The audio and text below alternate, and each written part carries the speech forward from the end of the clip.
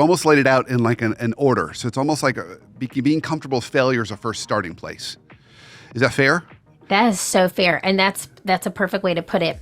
It's almost as if in order to correct your future, you have to redirect the way that you think about your past. And so I mentioned this to you before. I had to go through my own self-healing journey and look at some of the things that I deemed as failures as gifts. And when you can start to look at failure and recognize that the more that you fail, the frequency of the times that you fail equals the fundamental of your success, you will be able to look at the past in a different way and reframe the failures that are there to come. And so through that, I've been teaching this couple of methodologies based and rooted off the improv stage that really help people see the things, those, I call them WTFs, Brandon, okay? Worst terrifying failures. Their worst, most terrifying failures, they have the ability to redirect that script, to rethink the way that specific event happened and turn it into an aha moment that they can use for their future. Okay, Erin, here's a pressure question. Are you ready? What's an example? What's an example of like one of those worst terrifying failure kind of moments? And if you're comfortable sharing even your own, that by reframing it can unlock so much more in us. Yes. Okay. So the past literally 3 years of my life, I deemed this period of time the 3 Ps, okay? Or the 3 PUs, if you will, because it was like the stinkiest time of my life, okay? The first P was pivoting. I had a completely in-person business.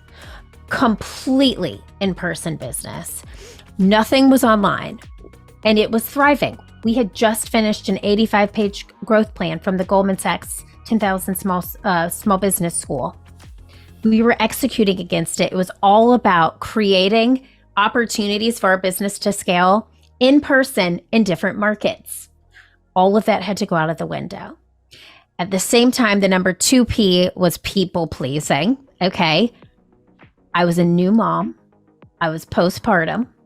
I had just had a brand new miracle baby boy, and I was giving to him. I was giving to my husband. I was giving to my team. I was giving to my parents. I was giving to my clients and my peers who are small business owners trying to keep their businesses alive. And at the 3rd P during that time was that because of all these emotions that I didn't deal with, I manifested physical pain. So it's pivoting, people pleasing, and pain. And so that is a combination of circumstances, which ultimately led to my WTF, my worst terrifying fear, which was that I lived every single day in physical pain. I had pain that would start in the morning, and when I would go to bed at night, and this was in my back, I would cry myself to sleep. And I could not, it was not diagnosed by doctors. I did blood work, I did x-rays.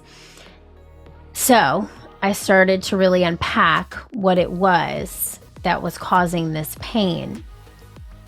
And I started using some of the methodologies that I'm happy to share here. And through that methodology, I literally healed myself without drugs, without going through any type of procedure. It was a mental journey to returning back to myself. And then outwardly, because I was able to do that, I was able to show up not as a people pleaser, but as a person who helps people see the best in themselves and do this for themselves.